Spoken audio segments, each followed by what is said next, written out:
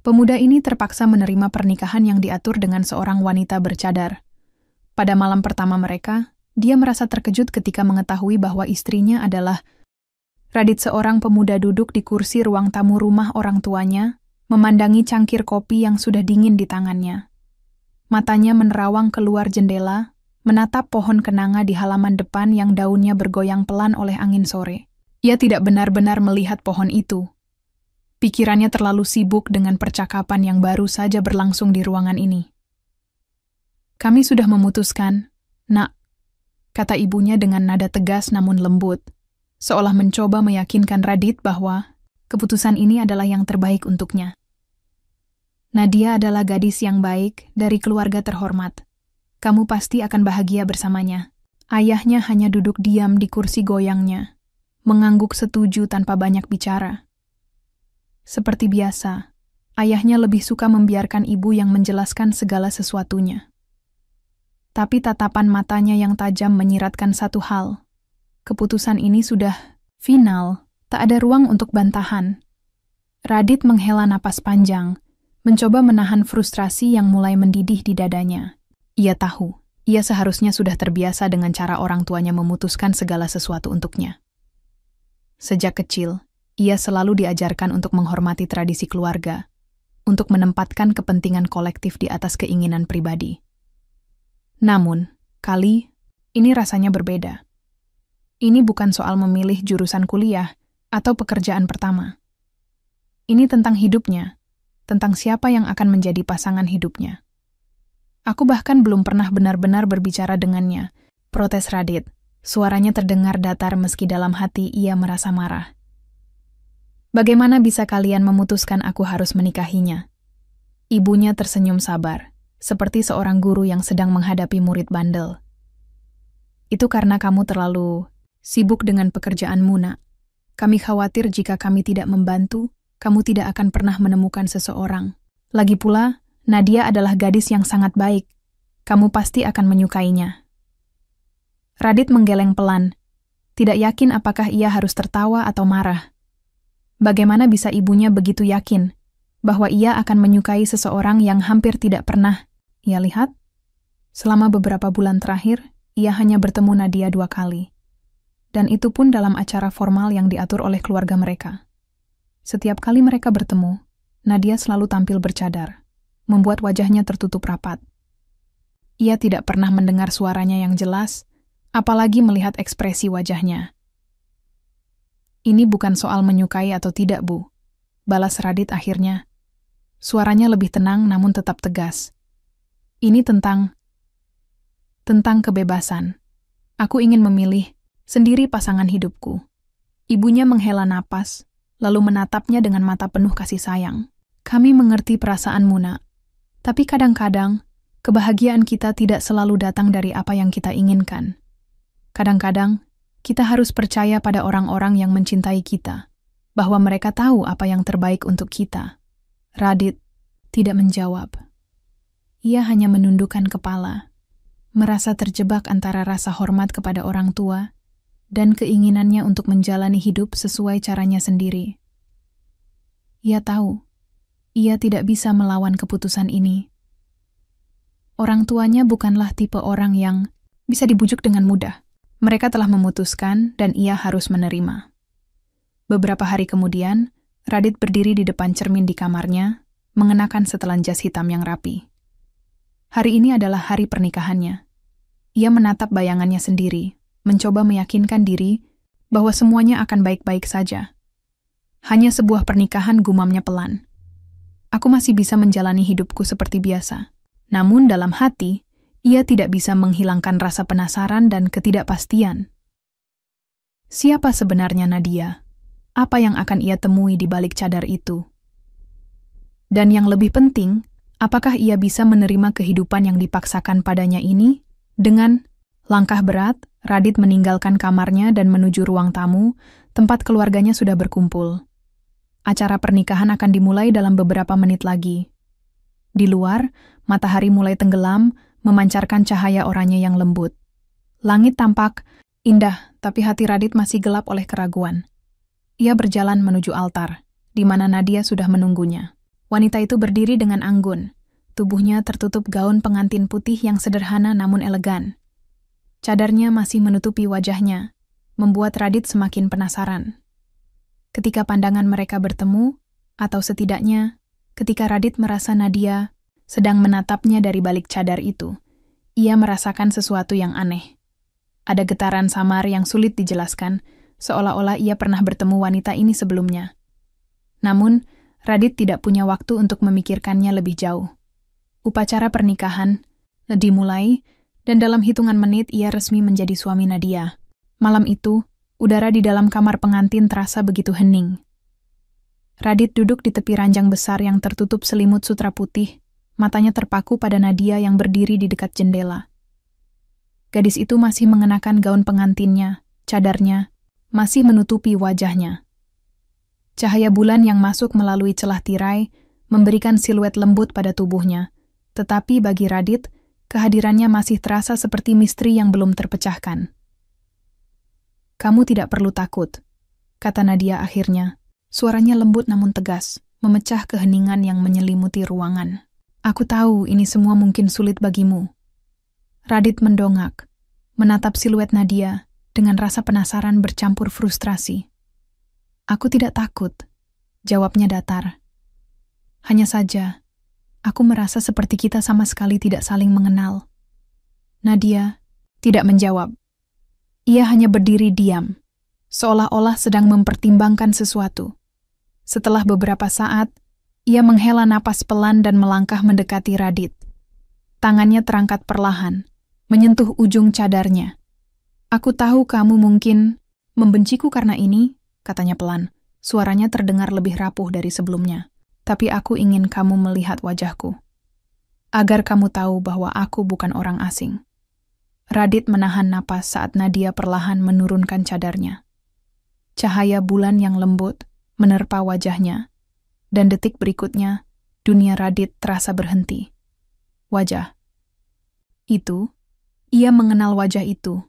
"Kamu?" Gumam Radit, suaranya nyaris tak terdengar. Matanya melebar, nafasnya tercekat. "Kita pernah bertemu sebelumnya." Nadia mengangguk pelan, ekspresinya campuran antara rasa bersalah dan keteguhan. "Ya," katanya. "Kita pernah bertemu di acara amal beberapa bulan lalu." Radit ingat dengan jelas. Saat itu, ia sedang menghadiri sebuah acara penggalangan dana untuk korban bencana alam. Ia sempat berbincang singkat dengan seorang wanita muda yang sangat cerdas dan berdedikasi. Wanita yang membuat kesan mendalam padanya, meski percakapan mereka hanya berlangsung beberapa menit. Wanita itu adalah Nadia. "Kenapa kamu tidak memberitahuku?" tanya Radit. Suaranya penuh emosi. Ada campuran rasa marah, kebingungan, dan bahkan sedikit kelegaan yang sulit ia pahami. "Aku tidak bisa," balas Nadia. Suaranya bergetar. "Ini lebih rumit daripada yang kamu bayangkan." Radit bangkit dari tempat tidur. Langkahnya mendekati Nadia dengan cepat. "Lebih rumit? Apa maksudmu? Jelaskan padaku." Nadia menundukkan kepala, rambutnya yang tertata rapi jatuh menutupi wajahnya. "Ada hal-hal yang tidak bisa aku bicarakan sekarang," katanya pelan. "Hal-hal yang harus aku lindungi, bukan hanya untuk diriku sendiri, tapi juga untuk keluargaku." Radit merasa frustrasi mendengar jawaban itu. Ia merasa seperti ada tembok tebal yang sengaja dibangun Nadia di antara mereka. "Apapun itu, kamu harus memberitahuku," desaknya. "Kita sudah menikah, Nadia. Bagaimana bisa kita membangun hubungan jika kamu terus menyembunyikan sesuatu dariku?" Nadia mengangkat wajahnya, matanya bertemu dengan mata Radit. Ada kilatan keteguhan di sana, tetapi juga rasa takut yang mendalam. "Aku akan memberitahumu suatu hari nanti," katanya dengan nada tegas. "Tapi sekarang aku butuh waktu. Aku butuh kamu untuk percaya padaku." Radit terdiam. Ia ingin marah, ingin memaksa Nadia untuk menjelaskan semuanya malam itu juga. Namun, ada sesuatu dalam tatapan Nadia, sebuah kejujuran yang sulit disangkal, yang membuatnya ragu. Ia tidak tahu apakah ia bisa mempercayai Nadia sepenuhnya, tetapi ia juga tidak bisa menyangkal bahwa ada sesuatu yang lebih besar di balik semua ini. Aku tidak tahu apa yang sedang terjadi, kata Radit akhirnya. Suaranya lebih tenang namun tetap tegang. Tapi aku harap kamu benar-benar berniat menjelaskan semuanya padaku. Karena jika tidak, ia tidak melanjutkan kalimatnya. Tapi Nadia mengerti. Ia mengangguk pelan, lalu kembali menutup wajahnya dengan cadar. Aku janji, katanya pelan. Suatu hari nanti, kamu akan tahu segalanya. Hari-hari setelah malam pertama berlalu dengan ketegangan yang tak terucapkan. Radit mencoba menjalani kehidupan pernikahannya seperti biasa. Tetapi rasa penasarannya terhadap Nadia semakin memuncak. Ia sering menangkap Nadia sedang termenung di depan jendela, matanya menerawang seolah-olah ia sedang memikirkan sesuatu yang sangat penting, atau mungkin sesuatu yang sangat berat. Radit mulai menyadari bahwa ada banyak hal tentang Nadia yang tidak ia pahami. Gadis itu jarang membicarakan keluarganya, dan jika ia melakukannya, pembicaraan itu selalu berakhir dengan cepat atau dialihkan ke topik lain. Ada sesuatu yang disembunyikan Nadia, dan Radit merasa bahwa rahasia itu adalah kunci untuk memahami siapa sebenarnya istrinya. Suatu sore, saat Nadia sedang menghadiri acara pengajian di masjid desa, Radit memutuskan untuk menyelidiki lebih dalam. Ia tahu ini bukan hal yang benar untuk dilakukan, tapi rasa ingin tahunya sudah melampaui batas kesabarannya. Dengan hati-hati, ia membuka laci meja rias Nadia, mencari petunjuk apapun yang bisa memberikan jawaban atas semua misteri ini. Di salah satu sudut laci, ia menemukan sebuah album foto tua yang tampaknya sudah lama tidak dibuka. Ketika ia membuka album itu, ia terkejut melihat beberapa foto yang menampilkan Nadia bersama seorang pria parubaya yang tampak sangat dihormati. Pria itu mengenakan sorban dan jubah tradisional, wajahnya penuh dengan karisma dan kebijaksanaan. Di samping mereka, ada juga foto-foto keluarga besar yang tampak bahagia, tetapi ada sesuatu yang aneh. Beberapa foto tampak robek separuh, seolah seseorang sengaja mencoba menghilangkan sosok tertentu dari gambar tersebut. Radit terus membolak-balik halaman album itu, hingga ia menemukan sebuah surat tua yang terselip di antara halaman-halamannya. Surat itu ditulis dengan tinta hitam yang sudah memudar, tetapi isinya masih bisa dibaca dengan jelas. Isi surat itu membuat nafas Radit tercekat. Keluarga Anda telah melakukan dosa besar dengan melindungi orang-orang yang tidak pantas mendapatkan perlindungan. Jika Anda tidak berhenti campur tangan dalam urusan kami, maka kami akan mengambil tindakan tegas. Kami tidak segan-segan menggunakan cara apapun untuk melindungi kepentingan kami. Radit merasa dingin menjalar di tulang punggungnya. Ancaman itu ditujukan kepada keluarga Nadia, dan sepertinya ini bukan sekadar konflik biasa. Ia mulai menyadari bahwa ada sesuatu yang jauh lebih besar di balik cadar yang selalu dikenakan Nadia. Setelah beberapa hari mencari informasi lebih lanjut, Radit berhasil menemukan beberapa artikel di internet tentang keluarga Nadia. Ternyata, ayah Nadia adalah seorang tokoh agama yang sangat dihormati di desa mereka. Beliau dikenal sebagai pelindung komunitas, seseorang yang selalu berdiri di garis depan untuk membela hak-hak kaum lemah. Namun, popularitas dan dedikasinya itu juga membuatnya memiliki banyak musuh, terutama dari kelompok-kelompok radikal yang merasa terancam oleh pengaruhnya. Artikel-artikel itu juga menyebutkan bahwa keluarga Nadia pernah menjadi target fitnah dan ancaman fisik. Beberapa tahun lalu, rumah mereka dilempari bom Molotov, meskipun untungnya tidak ada korban jiwa. Sejak saat itu, keluarga Nadia memutuskan untuk meningkatkan keamanan mereka, termasuk meminta Nadia untuk selalu bercadar agar identitasnya tidak mudah dikenali oleh orang-orang yang berniat jahat. Namun, ada satu hal yang membuat Radit semakin penasaran. Artikel-artikel itu hanya menyebutkan ancaman terhadap keluarga Nadia secara umum, tetapi tidak ada detail spesifik tentang siapa pelaku atau apa motif mereka. Sepertinya, ada sesuatu yang lebih besar yang belum terungkap, sesuatu yang Nadia sendiri enggan bicarakan. Pada suatu malam, ketika Nadia sedang tidur, Radit memutuskan untuk bertanya langsung padanya. Ia duduk di tepi ranjang, menatap wajah istrinya yang damai dalam tidurnya. Perlahan, ia menyentuh bahunya, membangunkannya dengan lembut. Nadia, panggilnya pelan. Aku perlu bicara denganmu. Nadia membuka matanya, tampak sedikit terkejut, melihat Radit masih terjaga di tengah malam. "Ada apa?" tanyanya. Suaranya masih terdengar mengantuk. "Aku tahu ada sesuatu yang kamu sembunyikan dariku," kata Radit langsung, tanpa basa-basi. "Aku menemukan surat itu, dan aku juga membaca artikel-artikel tentang keluargamu.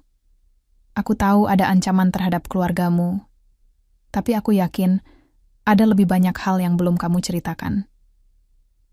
Nadia diam sejenak. Matanya menatap Radit dengan ekspresi sulit dibaca. Ada rasa takut, tetapi juga ada keberanian dalam tatapannya. "Aku tahu suatu hari kamu akan menemukannya," katanya akhirnya, suaranya pelan namun tegas. "Tapi aku harap kamu mengerti bahwa aku tidak memberitahumu karena aku ingin melindungimu." "Melindungiku dari apa?" tanya Radit, suaranya penuh emosi. "Jika kita sudah menikah, aku berhak tahu apa yang sedang terjadi.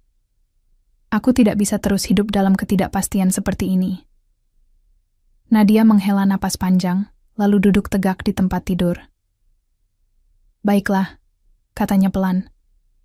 "Aku akan memberitahumu sebagian dari kebenaran. Tapi aku mohon, jangan paksa aku untuk memberitahumu semuanya sekarang. Ini lebih berbahaya daripada yang kamu bayangkan." Radit mengangguk. Meskipun hatinya masih dipenuhi rasa penasaran yang tak terpuaskan. Ia tahu bahwa Nadia sedang berusaha melindunginya, tetapi ia juga tahu bahwa rahasia ini adalah kunci untuk memahami siapa sebenarnya istrinya. "Aku mendengarkan," kata Radit, suaranya lebih tenang. "Ceritakan padaku apa yang bisa kamu katakan." Nadia menatap Radit dengan mata penuh keteguhan. "Keluargaku bukan hanya menjadi sasaran ancaman dari kelompok-kelompok radikal. Mereka juga terlibat dalam konflik politik yang jauh lebih besar. Ayahku, dia adalah seseorang yang seringkali harus membuat keputusan sulit demi melindungi komunitasnya. Dan karena itu, ada banyak orang yang membencinya." Radit merasakan sesuatu yang berat di dadanya. Ia mulai menyadari bahwa Nadia bukan hanya seorang gadis biasa yang terjebak dalam konflik keluarga. Ia adalah bagian dari sesuatu yang jauh lebih besar, sesuatu yang bisa membahayakan nyawa mereka berdua. "Kenapa kamu tidak memberitahuku dari awal?" tanya Radit, suaranya penuh emosi. "Karena aku takut," jawab Nadia, suaranya bergetar. "Aku takut kamu akan meninggalkanku begitu kamu tahu kebenarannya. Aku takut kamu tidak akan bisa menerima semua ini." Radit tidak menjawab. Ia hanya menatap Nadia dengan mata penuh rasa bersalah. Ia tahu bahwa ia tidak bisa menyalahkan Nadia atas semua ini. Ia hanya bisa mencoba memahami dan mendukungnya, meskipun ia tahu bahwa jalan di depan mereka tidak akan mudah. Beberapa minggu setelah percakapan tengah malam itu, hubungan Radit dan Nadia mulai menunjukkan tanda-tanda perbaikan. Meskipun masih ada ketegangan yang tersisa, Radit merasa bahwa ia mulai memahami Nadia lebih dalam. Ia mencoba untuk tidak terlalu memaksakan pertanyaan-pertanyaan tentang masa lalu Nadia, meskipun rasa penasarannya masih menggelayuti pikirannya. Namun, suatu sore, saat Radit sedang bekerja di ruang kerjanya di rumah, ia secara tidak sengaja mendengar sesuatu yang membuatnya terkejut. Nadia sedang berbicara di telepon dengan seseorang. Suara nadanya pelan, tetapi cukup jelas untuk didengar dari balik pintu yang sedikit terbuka. "Ya, aku sudah memberitahunya sebagian," kata Nadia. Suaranya terdengar cemas. "Tapi aku belum bisa memberitahunya semuanya. Aku takut dia tidak akan bisa menerimanya." Radit membeku di tempatnya. Jantungnya berdetak lebih cepat. Siapa yang Nadia bicarakan? Apakah ini tentang dirinya? "Aku tahu risikonya," lanjut Nadia, suaranya semakin rendah. "Tapi aku tidak punya pilihan lain. Jika mereka mengetahui bahwa aku sudah menikah, maka Radit juga akan menjadi target mereka. Aku harus melindunginya." Radit merasakan darahnya berdesir. Ia tahu bahwa ia seharusnya tidak mendengarkan pembicaraan pribadi Nadia, tetapi rasa ingin tahunya terlalu kuat untuk diabaikan. Ia berdiri diam di depan pintu, berusaha mendengar lebih banyak. "Kita harus segera bertindak," kata Nadia lagi. "Mereka sudah mulai curiga. Jika kita tidak bergerak cepat, maka semua rencana ini akan gagal." Rencana apa? Siapa mereka? Pertanyaan-pertanyaan itu berputar-putar di kepala Radit. Ia merasa seperti sedang melihat potongan-potongan puzzle yang tidak lengkap, tetapi gambaran besar mulai terbentuk di benaknya. Setelah Nadia menutup teleponnya, Radit memutuskan untuk menghadapinya langsung. Ia keluar dari ruang kerjanya dan menemukan Nadia duduk di sofa ruang tamu, wajahnya tampak tegang. "Siapa yang kamu telepon tadi?" tanya Radit tanpa basa-basi. Suaranya penuh emosi. Nadia terkejut melihat Radit. Ia tampak ragu-ragu selama beberapa detik sebelum akhirnya menjawab. Aku hanya berbicara dengan saudara laki-lakiku," katanya pelan. "Ada beberapa hal yang harus kami diskusikan." Radit menggelengkan kepala, matanya menyipit. "Jangan bohong padaku, Nadia. Aku mendengar semuanya. Ada sesuatu yang besar yang sedang terjadi, dan kamu masih menyembunyikannya dariku." Nadia menghela napas panjang, lalu menatap Radit dengan mata penuh keteguhan. "Baiklah," katanya akhirnya. "Kamu benar. Ada sesuatu yang belum aku ceritakan padamu. Tapi kamu harus berjanji untuk tidak marah atau meninggalkanku begitu kamu tahu kebenarannya." Radit mengangguk, meskipun hatinya dipenuhi oleh rasa was-was. "Aku janji," katanya pelan. Nadia menarik napas dalam-dalam, lalu mulai berbicara. "Aku bukan hanya korban dari ancaman kelompok radikal, Radit. Aku juga adalah bagian dari sebuah organisasi rahasia yang bekerja untuk melindungi komunitas kami dari ancaman terorisme." Radit merasa seperti dunianya runtuh. Ia tidak bisa mempercayai apa yang baru saja ia dengar. "Apa maksudmu?" tanyanya, suaranya nyaris berbisik. "Ayahku bukan hanya seorang tokoh agama," lanjut Nadia, suaranya bergetar namun tegas. "Dia juga adalah seorang informan penting bagi pihak keamanan negara. Dia membantu mengumpulkan informasi tentang kelompok-kelompok radikal yang mengancam stabilitas negara. Dan aku juga terlibat dalam misi ini." Radit merasa seperti sedang bermimpi buruk.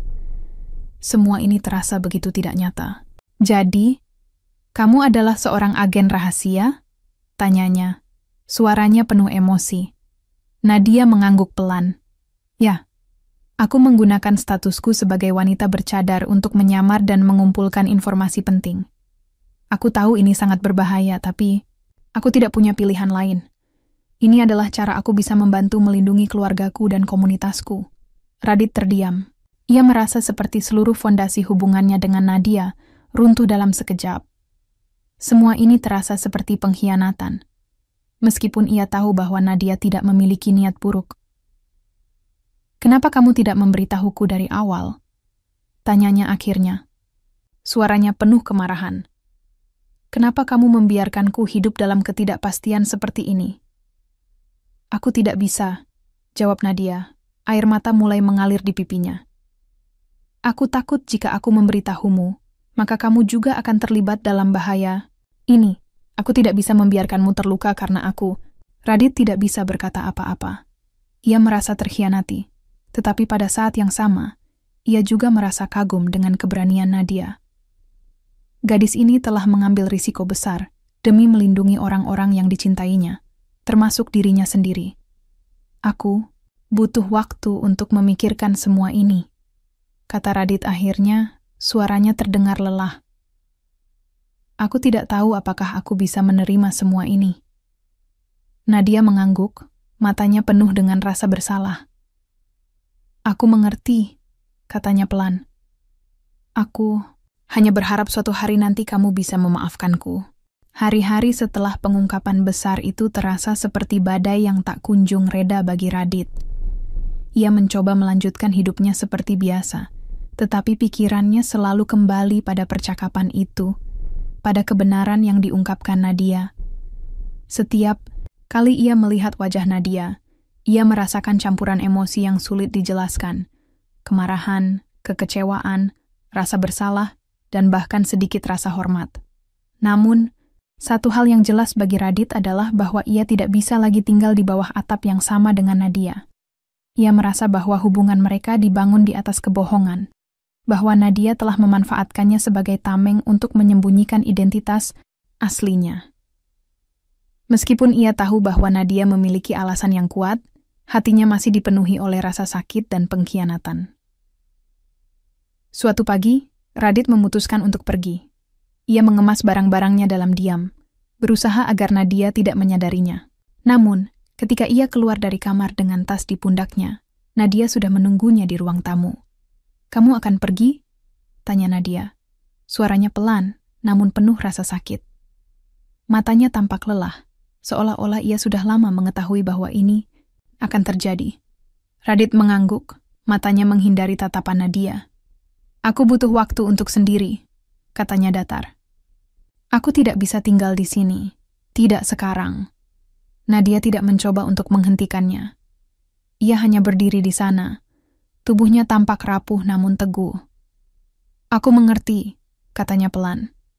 "Tapi aku harap kamu tahu bahwa apapun yang aku lakukan, aku melakukannya demi melindungi kita berdua." Radit tidak menjawab. Ia hanya melangkah melewati Nadia, meninggalkan rumah mereka tanpa menoleh ke belakang.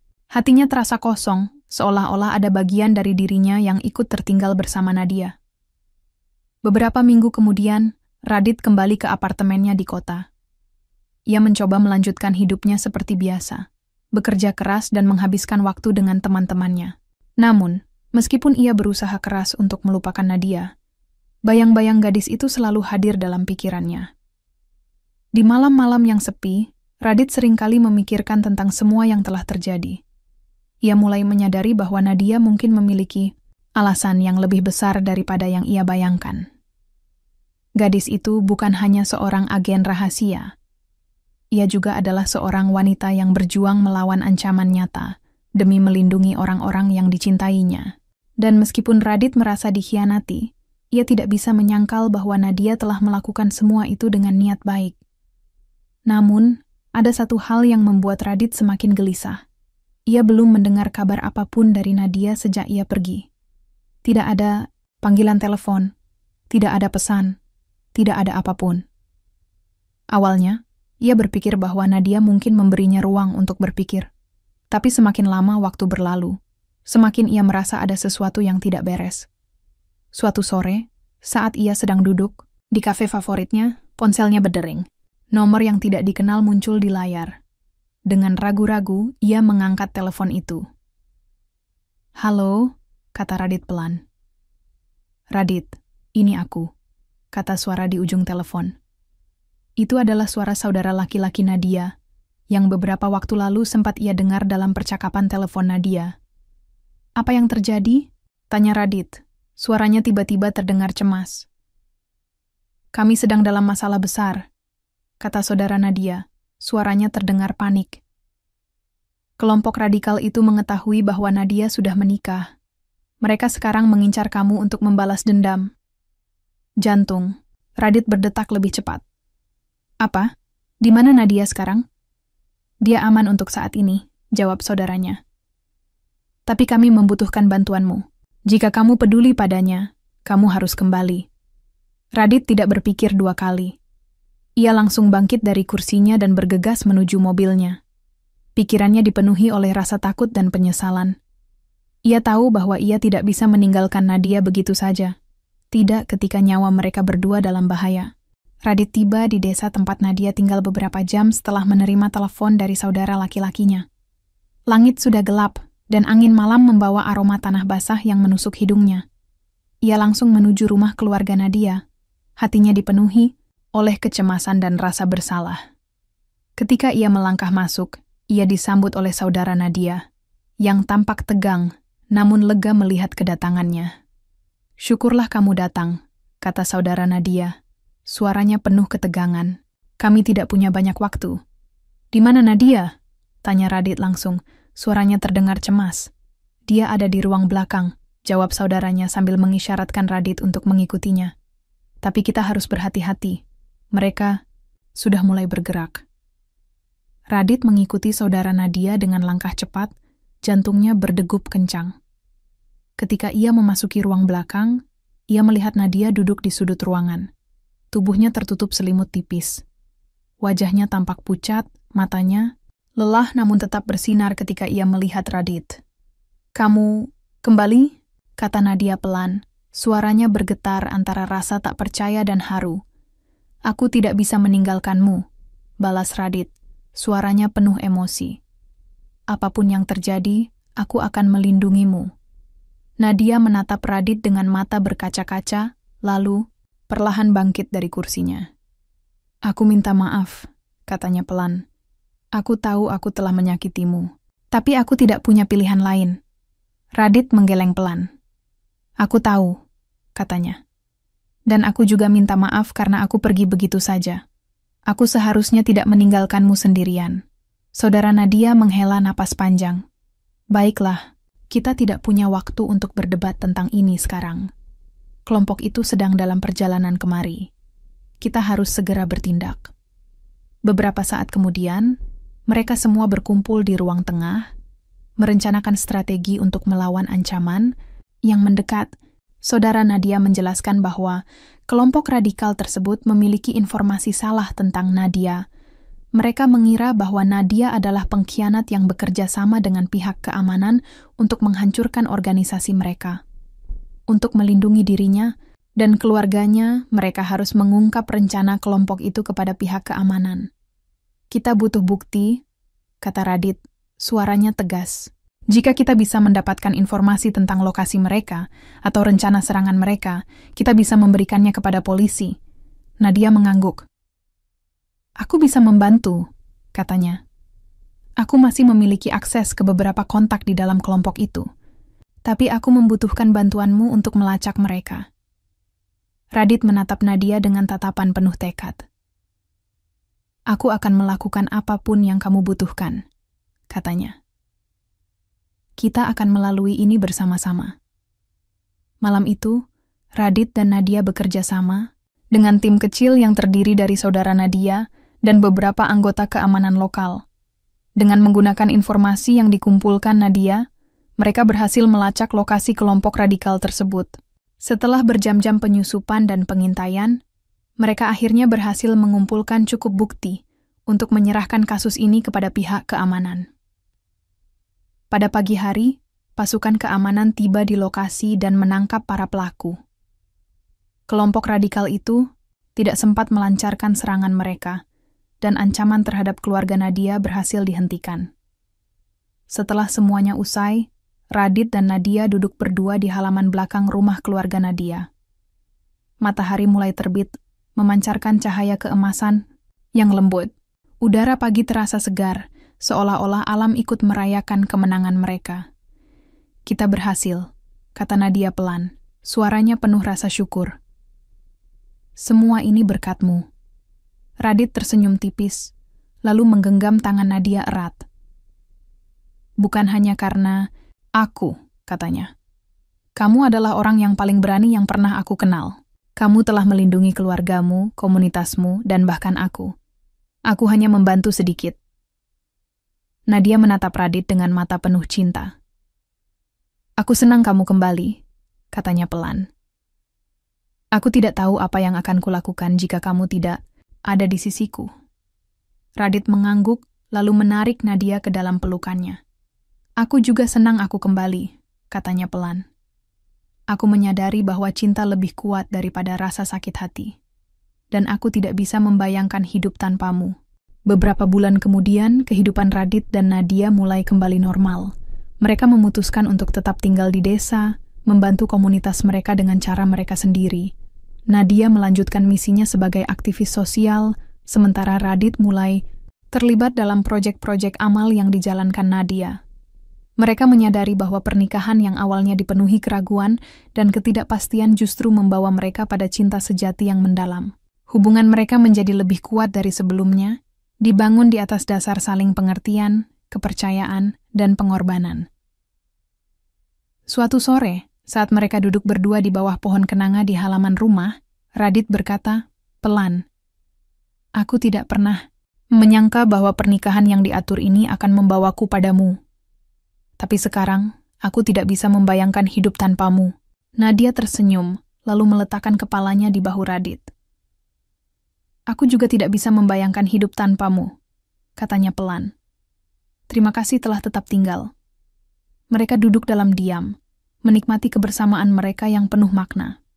Di bawah naungan pohon kenanga, mereka menyadari bahwa cinta sejati tidak selalu datang dengan mudah, tetapi ketika ia tiba, ia layak untuk diperjuangkan.